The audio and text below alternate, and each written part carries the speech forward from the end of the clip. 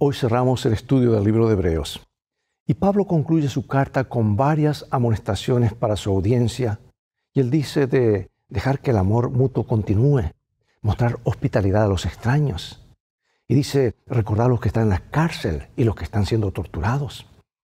Y Pablo también advierte a sus lectores de que se aseguren de que el matrimonio sea honrado, que mantengan sus vidas libres del amor al dinero, que también obedezcan a sus líderes y que se sometan a ellos. Y dice, oren por nosotros. Y a lo largo de la carta, Pablo llama repetidamente a su audiencia a exhortarse unos a otros todos los días, o sea, enseñarse. Hay una parte didáctica allí, a animarse unos a otros al amor y a las buenas obras, sin dejar de reunirse.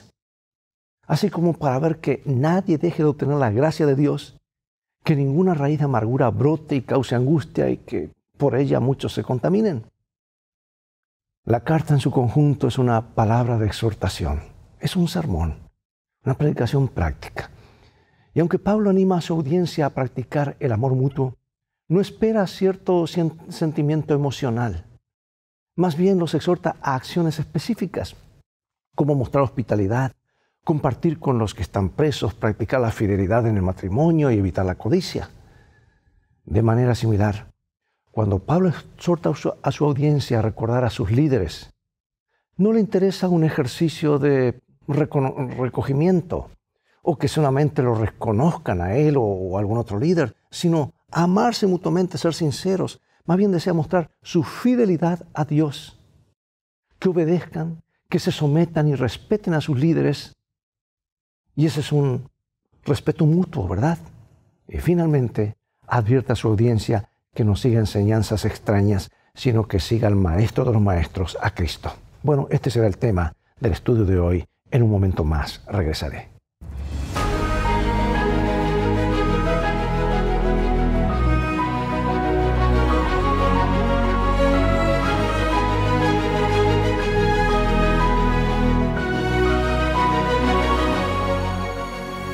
Comenzaremos con este corto pero oportuno consejo de Hebreos 13:1. Permanezca el amor fraternal. Él ha asegurado a lo largo de la epístola que somos de la casa del Rey sumo sacerdote, que es Jesús, que somos sus hermanos y hermanas. Y el autor no concibe a la audiencia solo como un grupo de personas que se ocupan de su salvación en una relación personalizada con Jesús, sino como una familia o un hogar donde se salvan juntos. Y Pablo caracterizó la obra de Jesús en nuestro favor como amor fraternal. Dice que Él no se avergüenza de llamarnos hermanos. Por lo tanto, los creyentes deben hacer por los demás lo que Jesús hizo por ellos. Y a lo largo de la carta, el amor fraternal implicaba exhortarse los unos a otros, para que nadie carezca de la gracia de Dios, dice él. Y el capítulo 3 incorpora diversos elementos como la hospitalidad, visitar y apoyar a los presos y a los que habían sido maltratados, honrar el matrimonio, evitar la codicia, recordar a los dirigentes de la congregación y obedecerles y orar por el autor de la carta. Ahora veamos qué papel desempeñaba la hospitalidad en la iglesia primitiva, cuando muchos no tenían ni siquiera dónde vivir, ¿verdad? Hebreos 13. Y luego vamos a leer Romano y vamos a leer también el 1 Timoteo y Tito. Son varios versículos. Comencemos entonces con Hebreos 13. Dice, permanezca el amor fraternal, no os olvidéis de la hospitalidad, porque por ella algunos, sin saberlo, hospedaron ángeles. Compartiendo para las necesidades de los santos, practicando la hospitalidad. Pero es necesario que el obispo sea irreprensible, marido de una sola mujer, sobrio, prudente, decoroso, hospedador, apto para enseñar. Sino hospedador, amante de lo bueno, sobrio, justo, santo, dueño de sí mismo. Hospedaos los unos a los otros, sin murmuraciones. Bueno, el cristianismo era un movimiento en tránsito en el primer siglo, que a menudo dependía de la hospitalidad de cristianos y de no cristianos. Y el mandato "no se olviden de la hospitalidad" probablemente no se refiere simplemente a no pensar en hospedar a alguien, sino a la negligencia deliberada. Y Pablo no tiene en mente la hospitalidad solo para los hermanos de la fe. Les recuerda a sus lectores que al recibir a extraños, algunos sin saberlo, hospedaron ángeles. Probablemente tenía en mente la visita de los 3 hombres a Abraham y Sara, ¿verdad? Ofrecer hospitalidad implica compartir posesiones con otra persona y sufrir con otros, que es lo que Jesús hizo por nosotros. El amor fraternal hacia los presos implicaba no solo que los creyentes recordaran a los prisioneros en oraciones, sino también que les brindasen alivio mediante el apoyo material y emocional. Existía el riesgo de negligencia, una negligencia intencional hacia los presos. Al cabo están encerrados, ¿por qué voy a ir allá a molestarme? Que me tengan como que si soy uno de ellos o que me compadezco de ellos. Era hasta aún peligroso. Y quienes brindaban apoyo material y emocional a los condenados por la sociedad se identificaban con ellos, ese era el punto. Y en cierto sentido llegaban a ser socios de ellos y se volvían vulnerables al abuso social. Así que la exhortación de Pablo utiliza imágenes y terminología para animar a los lectores en lo que respecta a los presos. En primer lugar, les recuerda el apoyo de los mismos lectores a sus hermanos encarcelados en el pasado. Se habían vuelto, dice, compañeros de quienes habían sido expuestos públicamente a las burlas y las aflicciones. En segundo lugar, el término maltratados se hace eco del ejemplo de Moisés, que eligió antes ser maltratado con el pueblo de Dios que gozar de los deleites temporales del pecado. Y finalmente, Pablo registra la idea del amor fraternal. Les recuerda a los lectores, también estáis en el cuerpo. Es decir, comparten la misma condición humana y deberían tratar a los demás como les gustaría que los traten a ellos si estuvieran en las mismas circunstancias. En otras palabras, la regla de oro, ¿verdad? Por consiguiente, la gente debe brindar apoyo material y emocional también a los presos, mostrándoles que no fueron abandonados. Por eso pregunto, ¿qué más podemos hacer por los que están en prisión, sean miembros de iglesia o no? Yo admiro a aquellos que han tomado este ministerio, que es bastante sacrificado y a veces peligroso, pero que van a alcanzar a aquellos que están privados de libertad. Y la gente está muy vulnerable y están escuchando palabras de amor. Vine hace muy poco de México, donde tuvimos la oportunidad de bautizar 16 y finalmente terminamos bautizando 23 personas. Y como comenzó todo, laicos consagrados que quisieron ayudar a esas personas que estaban en prisión y ahora aceptaron a Jesús y han creado su propia iglesia dentro de la prisión. Algo maravilloso, ¿no es cierto? Esto en la Ciudad de México, capital federal. Bueno, también Pablo advierte a los lectores contra la inmoralidad sexual y la codicia, porque eran 2 graves amenazas al amor fraternal.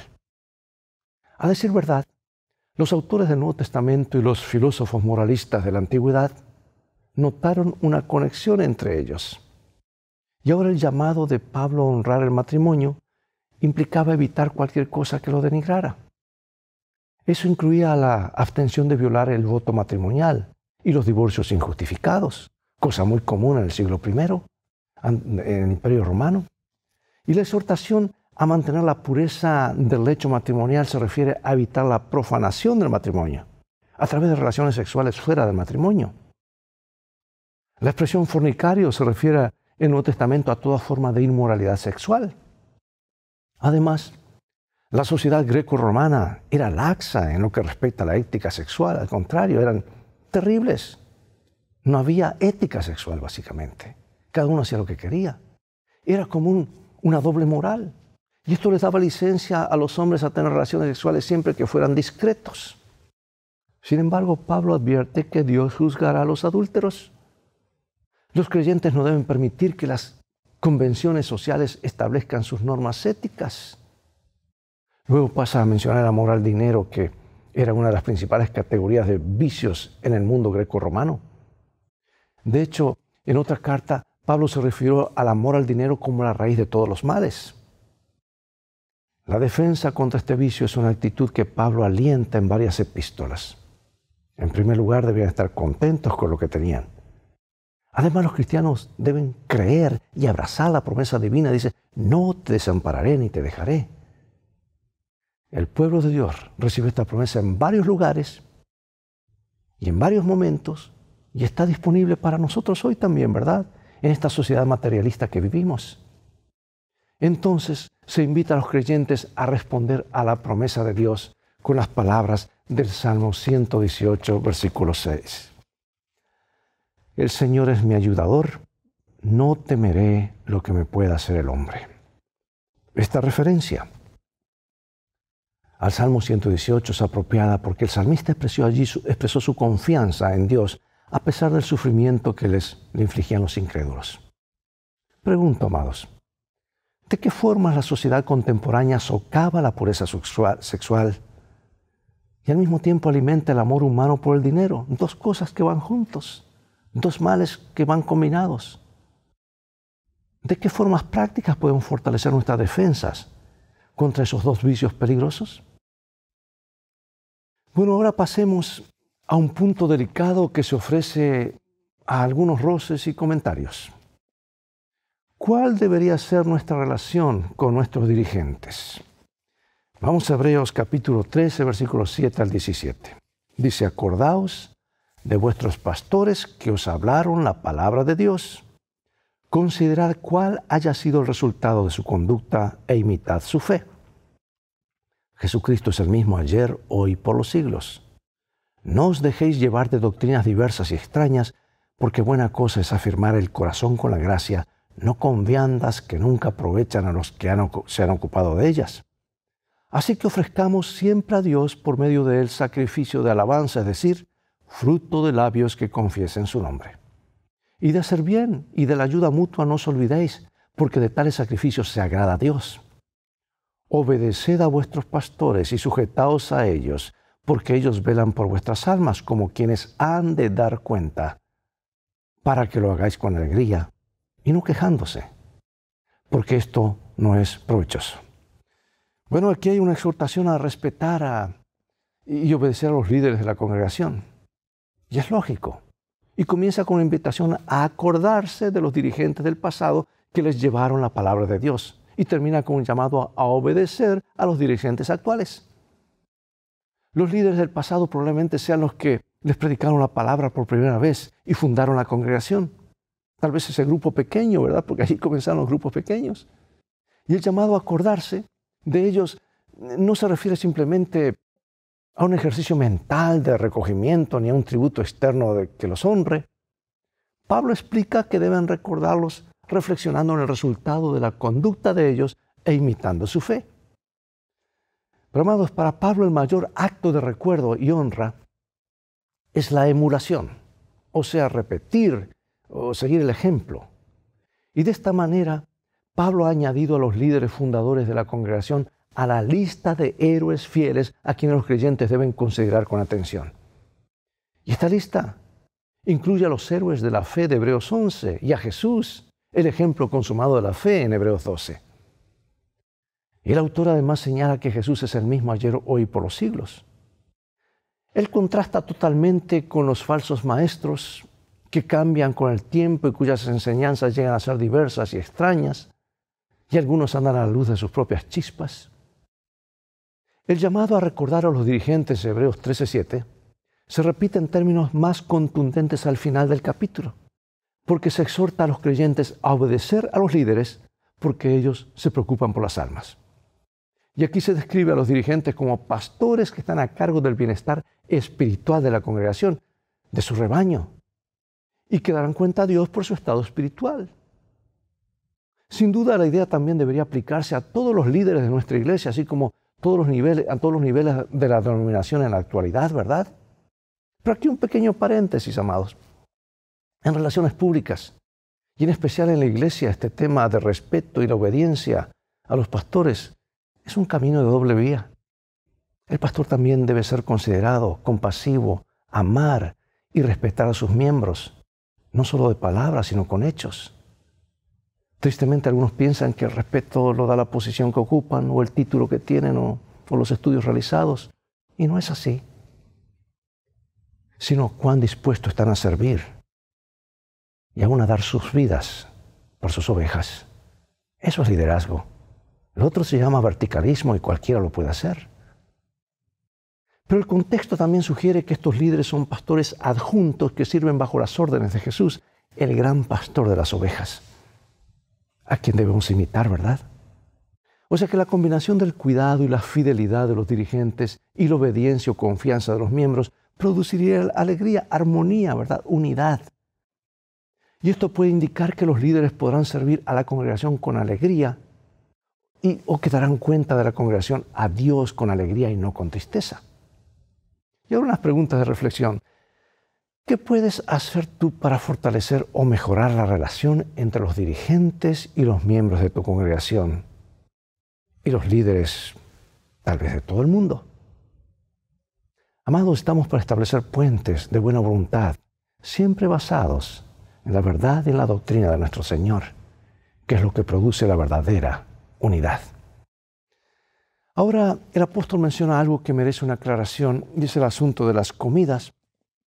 Dice Hebreos 13:9, no os dejéis llevar de doctrinas diversas y extrañas, porque buena cosa es alimentar el corazón con la gracia no con viandas, que nunca aprovecharon los que se han ocupado de ellas. La relación entre las enseñanzas falsas y los alimentos probablemente no se refiere a la distinción de alimentos limpios e inmundos. ¿Por qué? En primer lugar, Pablo no parece estar preocupado en esta epístola con la distinción entre alimentos limpios e inmundos. Sabemos por Hechos 15 que la iglesia cristiana primitiva sostenía que los creyentes son salvos por gracia y que deben seguir respetando las normas alimentarias. Y la distinción entre alimentos limpios e inmundos y otras normas bíblicas no son contrarias a la gracia. Sin ir más lejos, Pablo argumenta que el nuevo pacto ha puesto la ley en el corazón. Sin embargo, el autor deja muy en claro que los sacrificios de animales y la mediación sacerdotal de Levítica en santuario han sido reemplazados por el sacrificio y la mediación sacerdotal superior de Jesús el Mesías. Pero en segundo lugar, el contexto sugiere que Pablo no está criticando a la audiencia por abstenerse de ciertos alimentos, sino por participar de ellos con la esperanza de obtener gracia de alguna manera. Y probablemente esté advirtiendo acerca de la participación de rituales judíos o comidas litúrgicas que se celebraban como una extensión de los sacrificios de animales en el templo y que suponía que aportaban méritos espirituales o gracia. Comidas y bebidas no son agentes mediadores de gracia. Recibimos la gracia solo a través del sacrificio y la mediación sacerdotal de Jesucristo. Porque los creyentes tenemos un altar, la cruz de Cristo, de la que podemos comer. Por eso en Hebreos, la gracia proviene del trono de Dios. Esta gracia arbitrada por Cristo es un ancla segura y firme que está sujeta al mismo trono de Dios. Es esta gracia que recibimos mediante el sacrificio de Cristo, la que brinda estabilidad y seguridad a nuestro corazón. Cuando el corazón ha sido afirmado de esta manera, no será llevado por nuevas doctrinas, ni se desviará de Dios. Reflexiona en el sacrificio perfecto de Cristo. ¿Por qué entonces la idea de cualquier otra cosa que hagamos para añadirle a este sacrificio es contraria al Evangelio y a la gracia que encontramos en Jesús? Es que no podemos agregarle nada, hermanos. ¿Quiénes somos? Somos seres pecaminosos. No tenemos ningún mérito. Aparte, lo que hizo Jesús ya es un evento histórico. En el pasado no podemos nosotros trasladarnos. Tenemos que aceptar por fe su vida, sus méritos, que fueron perfectos. Ahora menciona el apóstol la expresión salir a Jesús fuera del campamento. ¿Qué significa? Veamos. Tenemos un altar del cual no tienen derecho de comer los que sirven al tabernáculo, porque los cuerpos de aquellos animales cuya sangre a causa del pecado es introducida en el santuario por el sumo sacerdote, son quemados fuera del campamento. Por lo cual también Jesús, para santificar al pueblo mediante su propia sangre, padeció fuera de la puerta. Salgamos pues a él fuera del campamento, llevando su vituperio, porque no tenemos aquí ciudad permanente, sino buscamos la porvenir.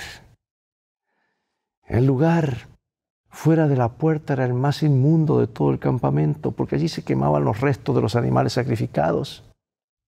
Posiblemente un lugar maloliente, ¿verdad? A los leprosos también se los excluía del campamento y allí se ejecutaba también a los blasfemos y demás criminales. Y estas normas presuponían que la presencia de Dios estaba dentro del campamento. Todo lo que era impuro se echaba fuera porque Dios no estaba dispuesto a ver ninguna cosa inmunda o indecente en él. Jesús sufrió en la cruz fuera de Jerusalén. Eso enfatiza la vergüenza que soportó. Fue condenado oficialmente como alguien que blasfemó el nombre y por lo tanto Israel lo repudió y lo ejecutó fuera de la muralla. Jesús fue echado fuera del campamento como una cosa vergonzosa, inmunda o indecente.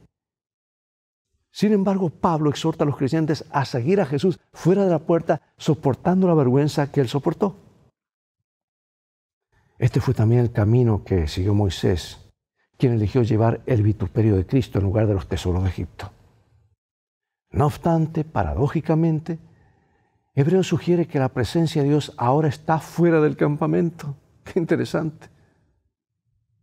El acto de seguir a Jesús fuera del campamento significa no solo llevar su vituperio o vergüenza, sino también salir a su encuentro, tal como los israelitas que buscaban a Jehová salieron fuera del campamento en el desierto. Cuando Moisés quitó el tabernáculo de Dios del campamento, después del conflicto con el becerro de oro.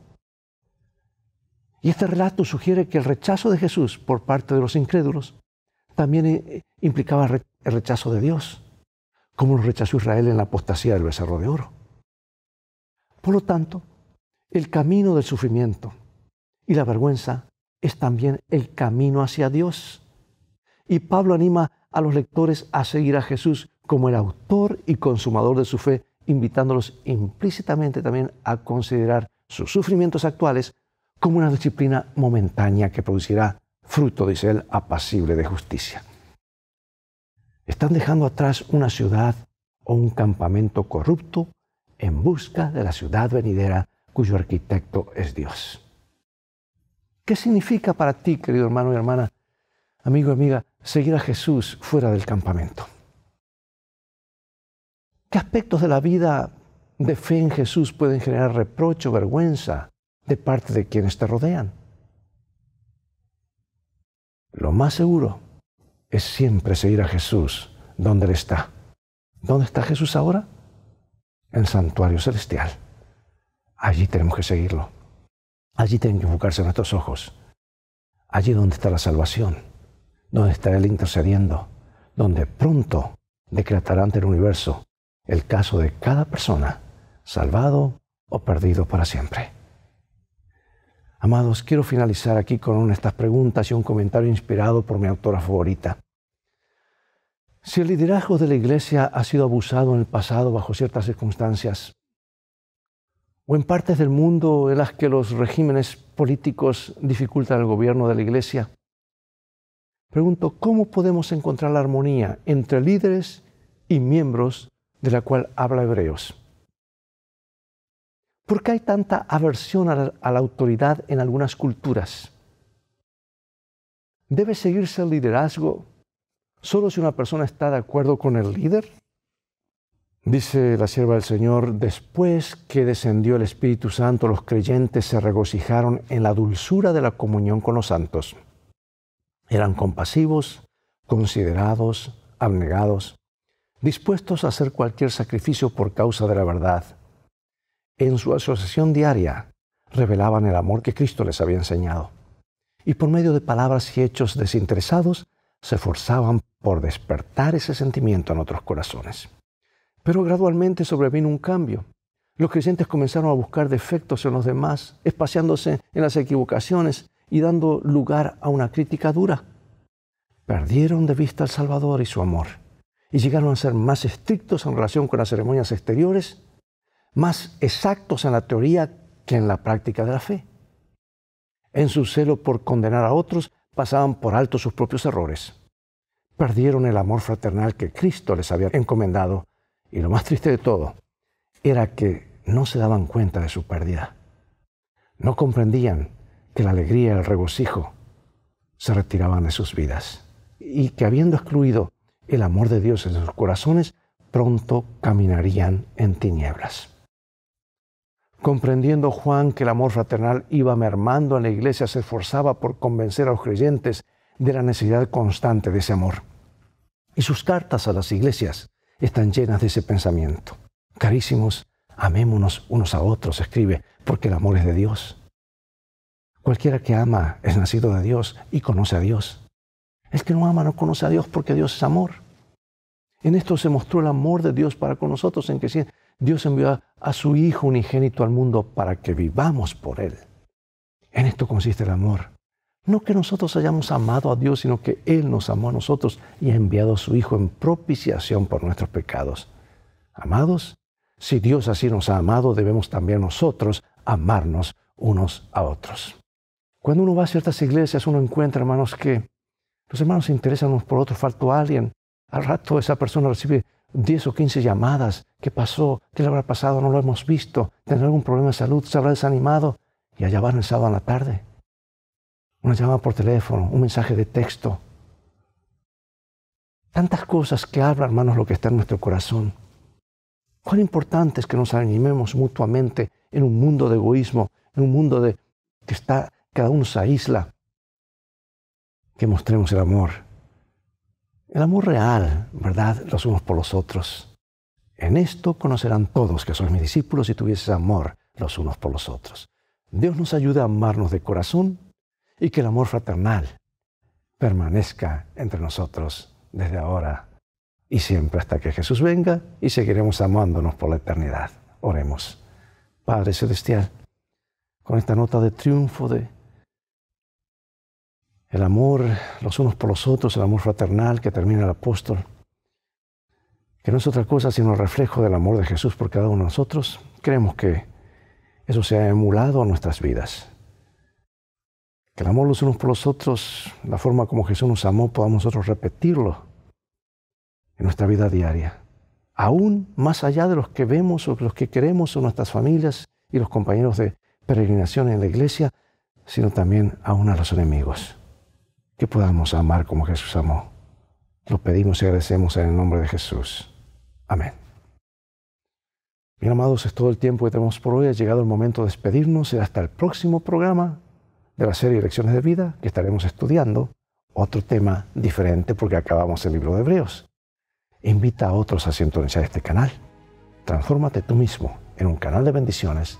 Mientras tanto, Dios te bendiga y te guarde. Y recuerda, tú vales mucho para Jesús. Él te ama más de lo que puedes imaginar. Y en el viaje de la vida, las cosas van a terminar bien si haces de la Biblia tu GPS y a Jesús como tu guía. Maranatá, Dios te bendiga.